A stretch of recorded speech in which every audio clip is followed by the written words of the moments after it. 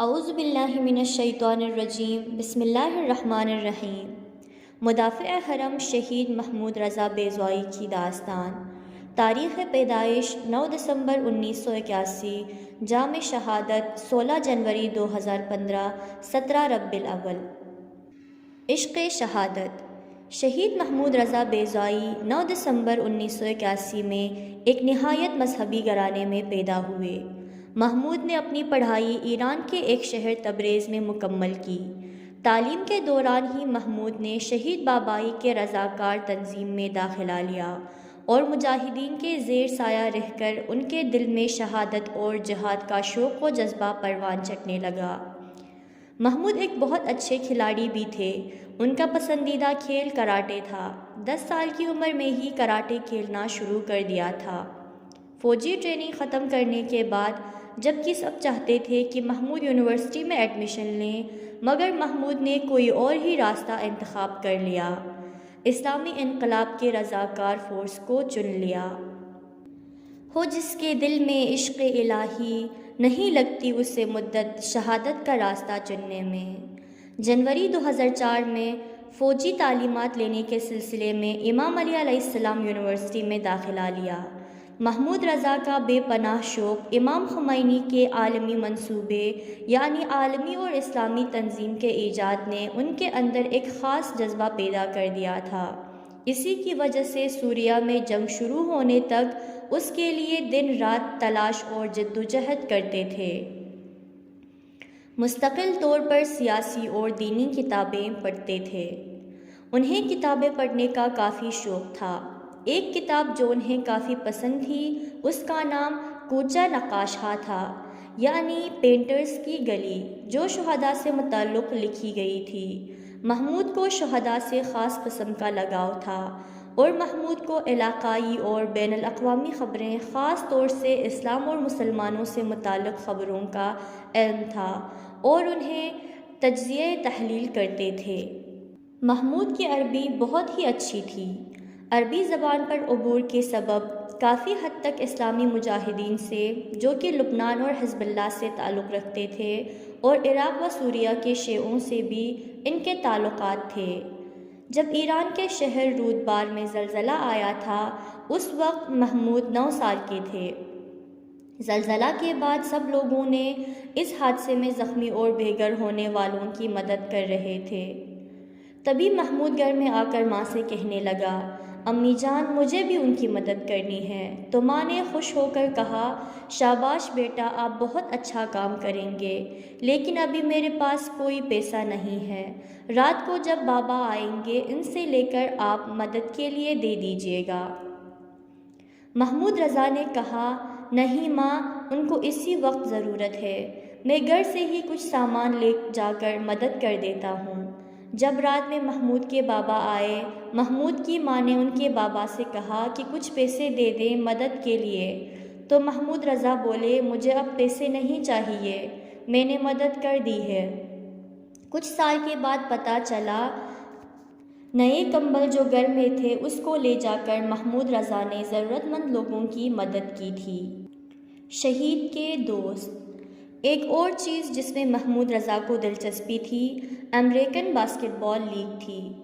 وہ جمعہ کو سوتے نہیں تھے اور صبح سویرے سے ہی باسکٹ بال NBA دیکھنے بیٹھ جاتے تھے اور NBA کے سارے میچ دیکھتے تھے اور رسالوں میں بھی اس کے متعلق نیوز پڑھتے تھے، یہاں تک کہ کھلاڑیوں کے نام اور ان کا زندگی نامہ بھی پڑھتے اور ہر چیز کا اچھے سے علم تھا۔ ان کے دوست کا بیان ہے کہ ایک بار بیٹھ کر ہم اور محمود رضا اس کی پسندیدہ ٹیم کا میچ دیکھ رہے تھے۔ محمود رضا کو ایک کھلاڑی جس کا نام شکیل اونیل تھا بے حد پسند تھا اور ہمیشہ کی طرح اس کی تعریف کرنے میں لگا تھا۔ میں نے اس کی بات کاٹتے ہوئے کہا، جتنا بھی اچھا ہو مائیکل جارڈن سے اچھا نہیں۔ تو بولا، شکیل اونیل جیسا کوئی نہیں۔ میں نے کہا، اس میں ایسا کیا ہے؟ تو جواب دیا، وہ مسلمان ہے اور ہر ہفتہ نماز جمعہ پابندی کے ساتھ ادا بھی کرتا ہے۔ ایک بار اس کا جمعہ کے دن میچ تھا اور جتنا سب اس سے کہتے رہے آج نماز جمعہ میں نہ جاؤ، وہ نہیں مانا اور مجبوراً اس کو گاڑی سے بھیجا گیا تاکہ نماز ختم ہوتے ہی واپس آ کر میچ کھیلے۔ اس دن محمود رضا نے مجھ سے بھی منوا لیا کہ شکیل اونیل مائیکل جارڈن سے اچھا ہے۔ 2010 میں ہر سال کی طرح ہم لوگ شہید باقری کی برسی منا رہے تھے۔ میں بھی تہران میں تھا۔ محمود رضا کا فون آیا اور مجھ سے کہا، برسی کی مجلس میں شرکت کرو گے؟ میں نے کہا، ہاں، کیوں، کیا ہوا؟ تو بولے، ہاں ضرور آنا، مجلس میں قاسم سلیمانی صاحب تقریر کریں گے۔ تو میں نے کہا، ہاں ضرور آؤں گا۔ وہاں محمود رضا مجھ سے پہلے پہنچ چکے تھے اور میرا انتظار کر رہے تھے۔ میں نے کچھ دوستوں کے ساتھ گیا اور محمود رضا کو ڈھونڈنے کے بعد ان کے ساتھ جا کر اوپری منزل پر بیٹھ گئے۔ ساری کرسیاں بھر گئی تھیں تو ہم لوگ سیڑھیوں پر کنارے ہو کر بیٹھ گئے۔ جب تک تقریر شروع نہیں ہوئی تھی باتیں کرتے رہے اور قاسم سلیمانی صاحب کے آنے کے بعد محمود رضا چپ ہو گئے۔ میں نے موبائل نکالا اور تقریر ریکارڈ کرنے لگا۔ محمود رضا بالکل چپ بیٹھے سن رہے تھے۔ جب خطاب اختتام پر تھا تو محمود رضا بولے، قاسم سلیمانی صاحب کے پاس وقت بہت کم ہوتا ہے۔ ابھی یہ سوٹ جو پہن کر آئے ہیں وہ بھی زبردستی پہنا ہوگا۔ وہ بہت مصروف رہتے ہیں۔ مجلس کے بعد سیڑھیوں سے نیچے آئے اور میں نے کہا، کاش ایک بار قاسم صاحب کو قریب سے دیکھ پاتے۔ تو محمود رضا نے کہا، مجھے شرمندگی ہوتی ہے ان کے چہرے کو دیکھ کر، وہ کس قدر تھکے اور مرجھائے لگتے ہیں۔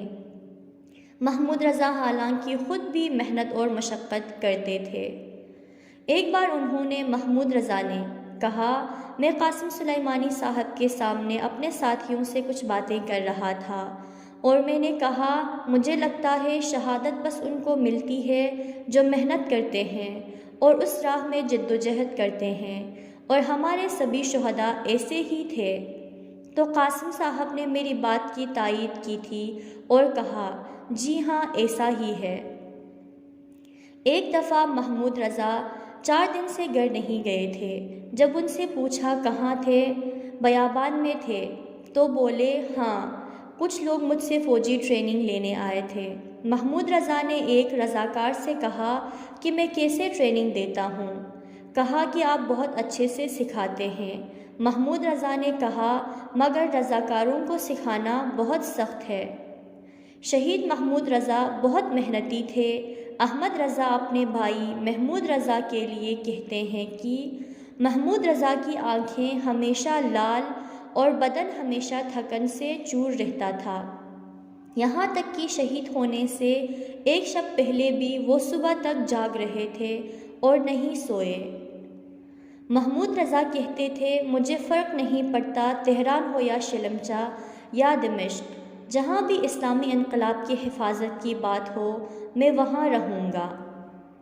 سن 1390-2012 میں، یعنی سیریا میں جنگ شروع ہوتے ہی محمود نے حرم آل نبی صلی اللہ علیہ وآلہ وسلم اور مجاہدین کی حفاظت کے لیے اپنی پوری رضامندی کے ساتھ سیریا کا سفر کا آغاز کیا۔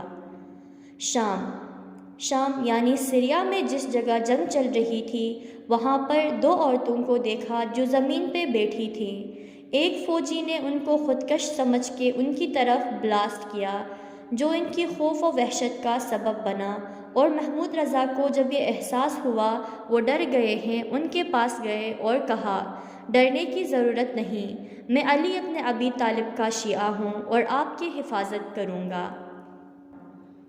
ایک مدافع حرم کی زبانی۔ 2014 میں 9 محرم کا دن تھا جب ہم کو یہ خبر دی گئی کہ فوجیوں نے ایک بہت بڑے آپریشن میں کامیابی حاصل کی ہے اور حجیرہ سے تکفیریوں کو بی بی زینب سلام اللہ علیہا کے حرم سے 3 کلومیٹر پیچھے دھکیل دیا گیا ہے۔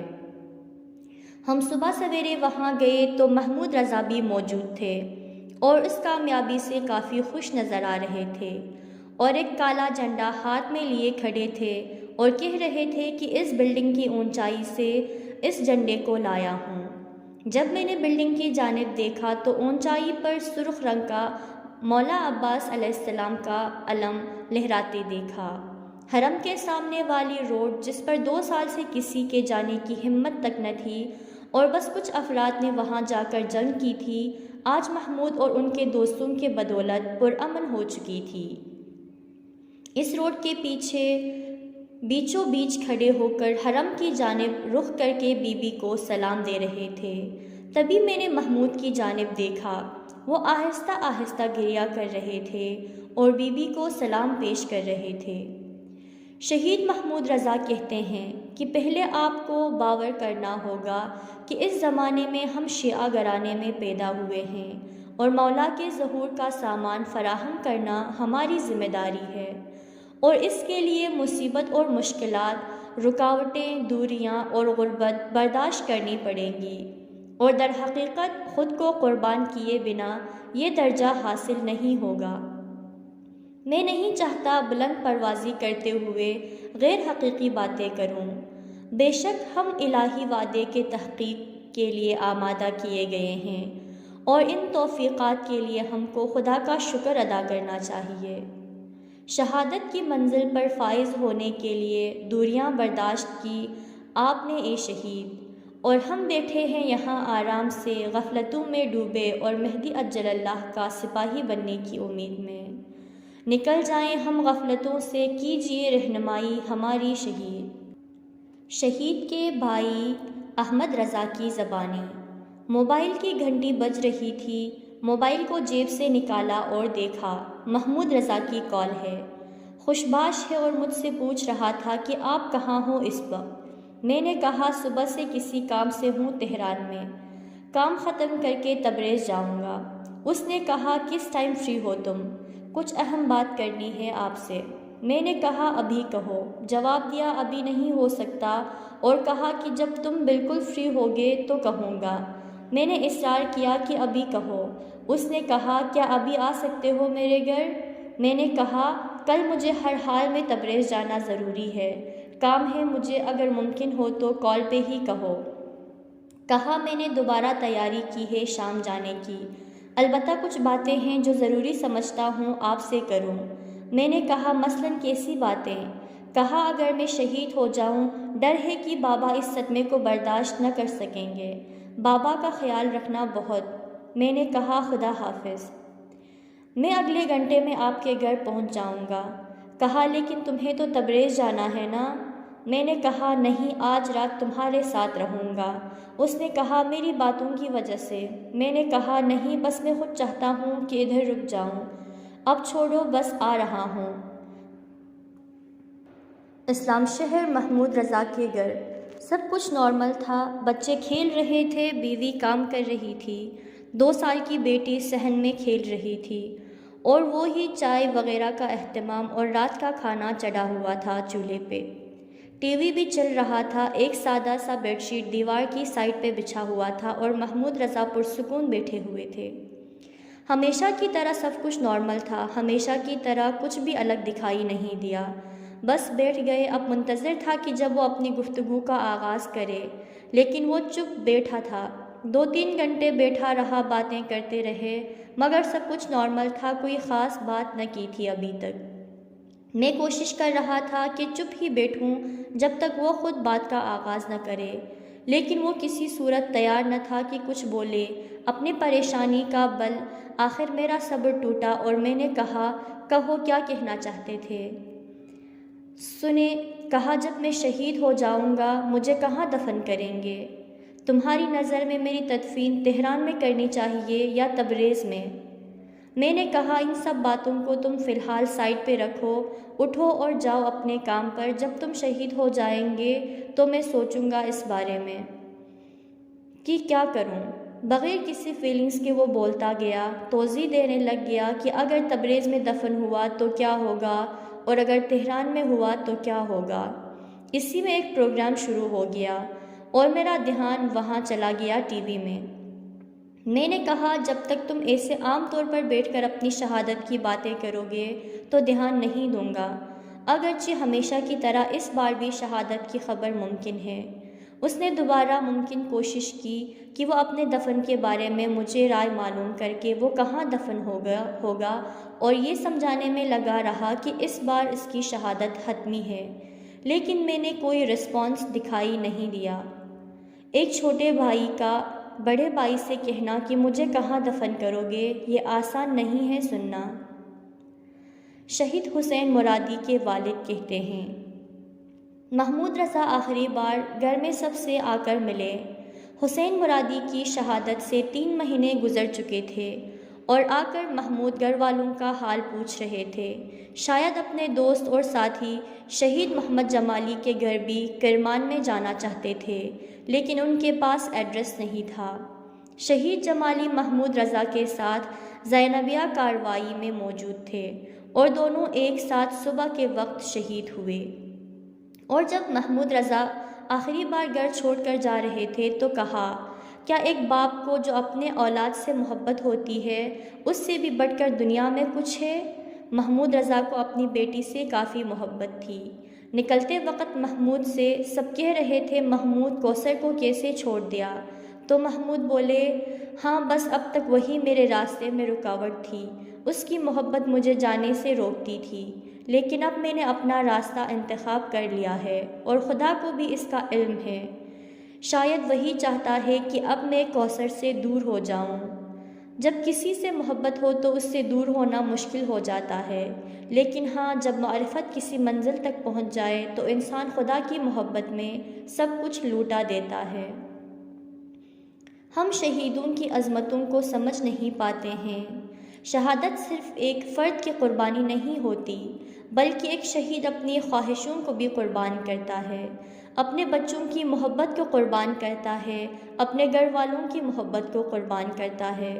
افسوس کہ ہم شہداء کی ان قربانیوں کو سمجھ نہیں پاتے ہیں اور آسانی سے ان کی شہادت کے مقصد کو پامال کر دیتے ہیں۔ ہم شرمندہ ہیں خدایا، نہ فقط شہداء سے، ہم شرمندہ ہیں اپنے امام زمانہ اجل اللہ سے کہ ہم ان کے قریبی ساتھیوں کے بتائے ہوئے راستے پر چل نہیں پاتے۔ شہید محمود آخری بار شام کے محاذ پر گئے 2014 میں، اور انہوں نے اپنے ایک قریبی دوست سے کہا یہ ان کا آخری سفر ہے جس سے وہ واپس نہیں لوٹیں گے۔ محمود رضا نے 2 مہینے پہلے ہی اپنے قبر کے مقام کا تعین بھی کر لیا تھا۔ محمود رضا بہت محنتی اور بہت ہی مخلص انسان تھے۔ ایک بار ایک دوست انہیں کہتا ہے کہ تم اہل بیت علیہ السلام کے قریب ہو اور ایک مخلص فوجی بھی، تم میرے لیے دعا مانگو ضرور پوری ہوگی۔ ہمیشہ کی طرح انکساری سے کام لیتے ہوئے بولے، میں تو کچھ بھی نہیں ہوں۔ کس طرح یہ جوان خود کو ناچیز سمجھ رہا تھا جبکہ اتنا بڑا مقام پا لیا تھا۔ نہ جانے کس قسم کی محبت ہے ان لوگوں میں، کن ماؤں کہیں لال کن بہنوں کہیں مان۔ نہ جانے کہاں کہاں یہ لوگ بکھرے پڑے ہیں، کچھ خاک کے نیچے گمنام ہیں عشق فاطمی میں، کچھ چلے ہیں عباس بن کے عشق زینبی میں، اور ہم کہاں ہیں؟ کیا کوئی محبت ہمیں صدا نہیں دے رہی، یا ہمارے کانوں میں آواز نہیں جاتی؟ ہم کہاں ہیں؟ اے شہید محمود رضا، آپ یقیناً اہل بیت علیہ السلام و خدا کے نزدیک ہیں۔ ہمارے حق میں بھی دعا کیجیے کہ ہمارے کان بھی امام زمانہ اجل اللہ کے عشق کی آواز کو سن سکیں اور اس عشق کی آواز پر ہم لبیک کہہ سکیں۔